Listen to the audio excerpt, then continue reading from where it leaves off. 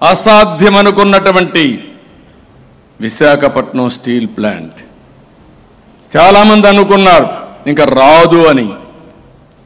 విశాఖ నేను ఒకటే చెప్పాను, ప్రధానమంత్రి గారు కానీ స్టీల్ మంత్రికి కానీ నిర్మలా సీతారామన్ గారు ఒకటే కోరాను, ఆంధ్రప్రదేశ్ ప్రజల యొక్క సెంటిమెంట్ ఇది.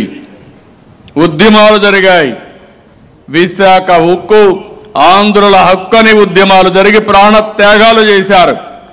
అలాంటి ప్రాణ త్యాగాలు చేసిన ఈ ప్రాజెక్ట్ని దగ్గర 12,000 కోట్ల రూపాయలు శాంక్షన్ చేసి అసాధ్యమనుకున్నటువంటి విశాఖపట్నం స్టీల్ని సుసాధ్యం చేశారంటే అది కూడా ఈ 5-6 నెలల్లో చేయగలిగాం. విశాఖపట్నం రైల్వే జోన్ ఎవరు ఊహించలేదు. మన ఎమ్మెల్యేలు కూడా నమ్మకం లేని పరిస్థితి ఉంటే విశాఖపట్నం రైల్వే జోన్ కూడా పూర్తి చేసుకున్నాం. ప్రధానమంత్రి గారే ఫౌండేషన్ వేసే పరిస్థితికి వచ్చారు.